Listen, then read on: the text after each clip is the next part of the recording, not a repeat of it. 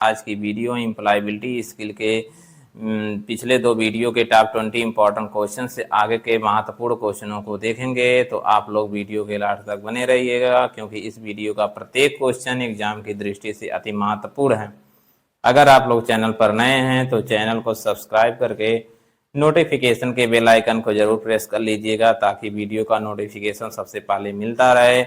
और वीडियो को लाइक और ज़्यादा से ज़्यादा मात्रा में अपने मित्रों के साथ शेयर करिए। आप लोगों का हम कीमती समय बर्बाद नहीं करेंगे। आइए शुरू करते हैं आज के सेशन का। पहला इंपॉर्टेंट क्वेश्चन स्क्रीन पर ये रहा। प्रश्न है 1 बाइट इक्वल टू 1 बाइट बराबर होता है।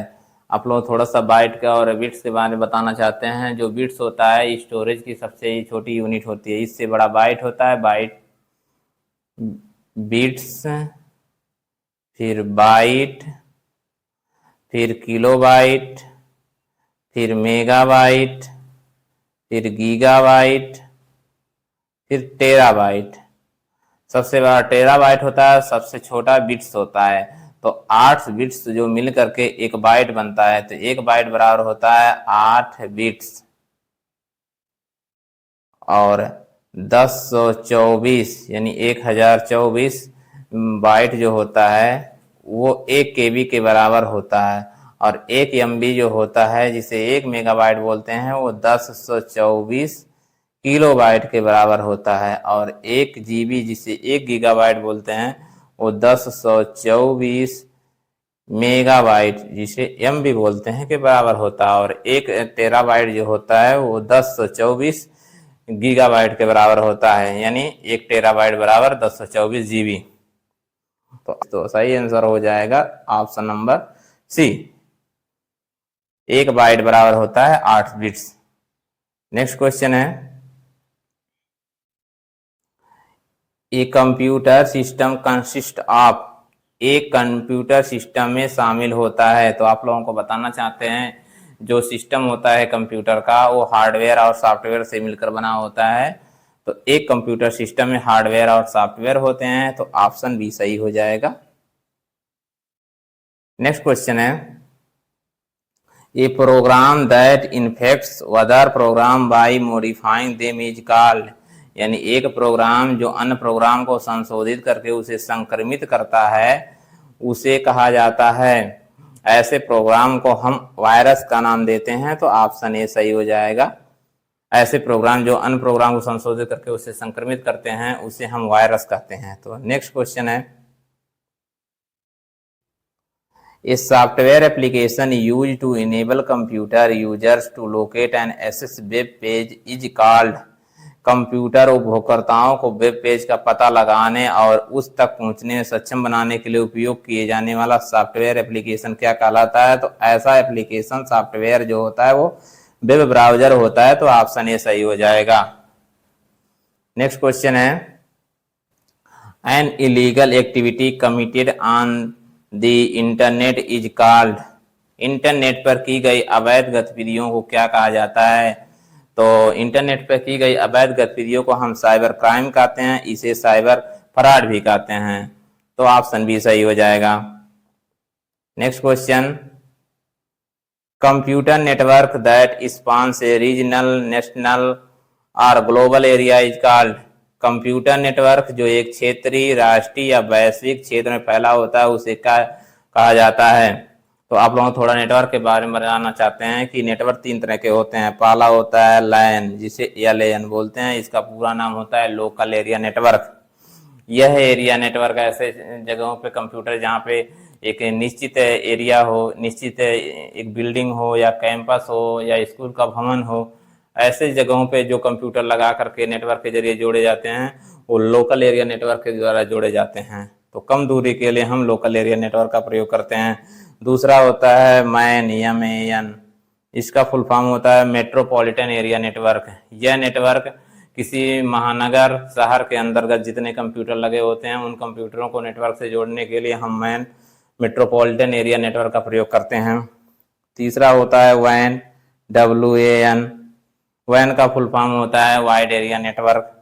यह एक ऐसा नेटवर्क होता है जो छोटे एरिया से लेकर के विश्व स्तरीय तक, अंतर्राष्ट्रीय, राष्ट्रीय सभी जगहों पे जितने कंप्यूटर लगाए जाते हैं उन कंप्यूटर को नेटवर्क से जोड़ने के लिए हम वाइड एरिया नेटवर्क यानी WAN का प्रयोग करते हैं। तो प्रश्न में दिया हुआ है एक क्षेत्रीय, राष्ट्रीय या वैश्विक क्षेत्र में फैला हो ऐसा नेटवर्क कौन सा है? WAN है, ऑप्शन सी सही हो जाएगा। नेक्स्ट क्वेश्चन है सीपीयू कंसिस्ट ऑफ, यानी सीपीयू में शामिल हैं।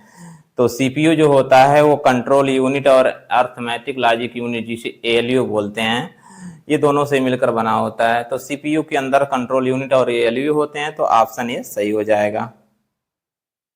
नेक्स्ट क्वेश्चन है सीपीयू स्टैंड फॉर, सीपीयू से आप क्या समझते हैं? सीपीयू का आशय क्या है? सीपीयू का पूरा विस्तार क्या है? तो इसके पहले वीडियो में हम बता चुके हैं सीपीयू का फुल फॉर्म क्या होता है, सेंट्रल प्रोसेसिंग यूनिट। तो ऐसा ऑप्शन बी में दिख रहा है, तो यही ऑप्शन सही हो जाएगा, option number B, central processing unit. Next question है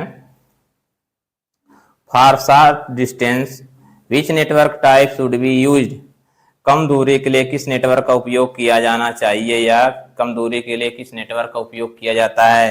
तो अभी हमने बताया है कि शॉर्ट दूरी के लिए हम लोकल एरिया नेटवर्क का प्रयोग करते हैं, तो ऑप्शन ए सही हो जाएगा, लैन। नेक्स्ट क्वेश्चन है in an email where will you add the recipient email address whom you want to send the copy of an email। तो आप लोगों को ईमेल के बारे में थोड़ा सा बताना चाहते हैं। जब आप लोग किसी को ईमेल करते हैं, कोई डॉक्यूमेंट या कोई चीज़ शेयर करते हैं, चैटिंग करते हैं, तो उसमें सबसे पहले आपको दिखता है जब भी सेंड करने जाते हैं तो वहाँ पे लिखा रहता है टू, उसके बाद CC लिखा रहता है, उसके बाद BCC लिखा रहता है, उसके बाद से सब्जेक्ट लिखा रहता है। ऐसे ऑप्शन देखने को मिलते हैं। तो टू जो होता है इसमें से जिसके पास हम ईमेल कर रहे हैं उस का ईमेल आईडी नंबर यहाँ पर आता है। और अगर हम चाहते हैं कि जो ईमेल हम करना चाह रहे हैं उस ईमेल का एक कॉपी हम दूसरे को भेज दें, तो कार्बन कॉपी जिसे CC बोलते हैं उसमें भेजते हैं, उसमें ईमेल आईडी डाल देते हैं। और एक से अधिक लोगों को अगर हम कोई चीज़ ईमेल करना चाहते हैं और ये ना पता चले कि किसी को पता नहीं चलेगा कि किसको किसको मेल गया है, तो आप BCC में उसको उसके आईडी को हम टाइप करते हैं। BCC का पूरा नाम होता है ब्लाइंड कार्बन कॉपी। और सब्जेक्ट जो सबसे लास्ट में होता है उसमें सब्जेक्ट लिखते हैं, टॉपिक की कौन सा टॉपिक कोई डॉक्यूमेंट भेज रहे हैं तो उसे सर्चिंग में आसानी होती है कि कहाँ पे पड़ा हुआ है, इस सब्जेक्ट में वहाँ टाइटल लिख देते हैं। तो ये कह रहा है कि send the copy of an email, एक ईमेल की कॉपी भेजने के लिए हम CC का प्रयोग करते हैं, तो ऑप्शन बी सही हो जाएगा। नेक्स्ट क्वेश्चन है in Excel the intersection of row and column is called a, Excel में एक पंक्ति और कॉलम के परिच्छेद को कहा जाता है। जो रो और कॉलम होते हैं उसके इंटरसेक्शन को हम, जैसे ये है रो हो गया और एक कॉलम हो गए, तो ऐसे प्रच्छेदित कर रहे हैं, इस पे यहाँ पे प्रच्छेदित कर रहे हैं, यहाँ पर कर रहे हैं, यहाँ पे कर रहे हैं, तो ऐसे अगर मिलाएं तो ये एक सेल होता है एक्सेल में। तो इसी को यही प्रश्न पूछ रहा है कि रो और कॉलम को जो हम प्रच्छेदित करते हैं तो क्या बनता है, तो वो सेल बनता है, तो ऑप्शन ए सही हो जाएगा। नेक्स्ट प्रश्न है in MS Excel collection of worksheet is known as, MS Excel में वर्कशीट के संग्रह के रूप में जाना जाता है, यानी MS एक्सेल में वर्कशीट संग्रह को क्या कहा जाता है, तो उसे हम वर्कबुक कहते हैं, ऑप्शन बी सही हो जाएगा। नेक्स्ट क्वेश्चन है in MS Excel to insert a formula in cell we must begin the entry with an operator, एक ऑपरेटर के साथ हम जब सूत्र को सेल में डालते हैं MS एक्सेल में तो उसको क्या कहते हैं, तो उसको हम बराबर के चिन्ह, जब भी फार्मूला लगाते हैं तो बराबर का चिन्ह डाल करके अगला फार्मूला डालते हैं, तो ऑप्शन ए सही हो जाएगा। नेक्स्ट क्वेश्चन है in MS Paint which extension is not supported, MS Paint में कौन सा एक्सटेंशन सपोर्ट नहीं करता है, तो जब भी आप लोग सेव करते हैं फाइलों को तो आप एक्सटेंशन से नाम देते हैं, एक एक्सटेंशन लिखते हैं लास्ट में, जैसे कोई इमेज है, पिक्चर है तो JPG होता है, GIF होता है, PNG होता है, कोई डॉक्यूमेंट सेव करते हैं तो डॉक का प्रयोग करते हैं। तो ऐसे ही वो पूछ रहा है कि जो ये एक्सटेंशन लिखे जाते हैं कौन से MS पेंट में नहीं सपोर्ट करते हैं, तो ऐसे जो डॉक होता है .doc यही सपोर्ट नहीं करता है MS पेंट में, तो ऑप्शन बी सही हो जाएगा। नेक्स्ट क्वेश्चन है,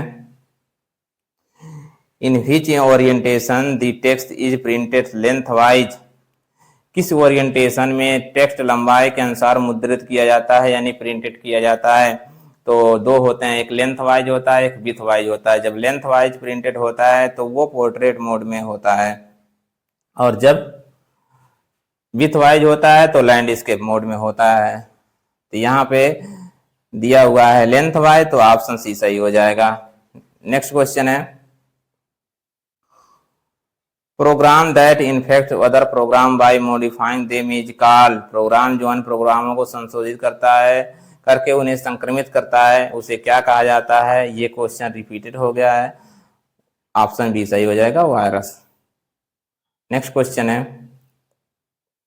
spreadsheet are saved with extension, spreadsheet को किस एक्सटेंशन के साथ सेव किया जाता है। तो इस स्प्रेडशीट को जो हम डॉट एक्सेल लगा करके सेव करते हैं, तो ऑप्शन ए सही हो जाएगा। नेक्स्ट क्वेश्चन है, the expansion of LAN is, LAN का विस्तार क्या है। लैन का विस्तार वो क्या है, लैन का पहले भी बता चुके हैं। लैन का फुल फॉर्म जो होता है वो लोकल एरिया नेटवर्क होता है या शॉर्ट डिस्टेंस के लिए प्रयोग किया जाता है, तो ऑप्शन बी सही हो जाएगा, लोकल एरिया नेटवर्क। ऐसे ही मैन और वैन का भी पूछ सकता है, तो मैन का मेट्रोपॉलिटन एरिया नेटवर्क होता है और वैन का होता है वाइड एरिया नेटवर्क होता है। तो इसको भी याद रखिएगा, क्वेश्चन आ सकता है, बहुत इंपॉर्टेंट है। 2 नंबर आसानी से मिल सकते हैं, ऐसे फुल फॉर्म पूछ लेता है। और ऐसे एम्प्लॉयबिलिटी स्किल में कम से कम 3 से 4 क्वेश्चन फुल फॉर्म पूछता है, तो आप लोग याद रखिएगा जरूर। जैसे रोम रैम का भी आ सकता है, HTTP का आ सकता है, WWW का आ सकता है, HTML का आ सकता है, लैन मैन वैन में से तीनों में से कोई ना कोई एक आ जाएगा, ILO का आ सकता है। ऐसे अभी आगे हम बताएंगे, बहुत सारे कुछ शॉर्ट फॉर्म भी लिखवा देंगे, बता देंगे, तो उनको याद रखिएगा आप लोग। नेक्स्ट क्वेश्चन है, the expansion of RAM, RAM का विस्तार है। रैम का जो होता है वो रैंडम एक्सेस मेमोरी होता है, तो ऑप्शन बी सही हो जाएगा। नेक्स्ट क्वेश्चन है, द एक्सपेंशन ऑफ रोम, रोम का विस्तार है। रोम का होता है रीड ओनली मेमोरी, तो ऑप्शन बी सही हो जाएगा।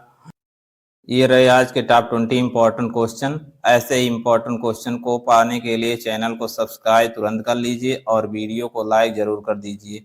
मिलते हैं अगली वीडियो में टॉप 20 इंपॉर्टेंट क्वेश्चन के साथ। तब तक आप लोग स्वस्थ रहें, मस्त रहें और मन लगाकर ITI CBT एग्जाम की तैयारी करते रहें। धन्यवाद।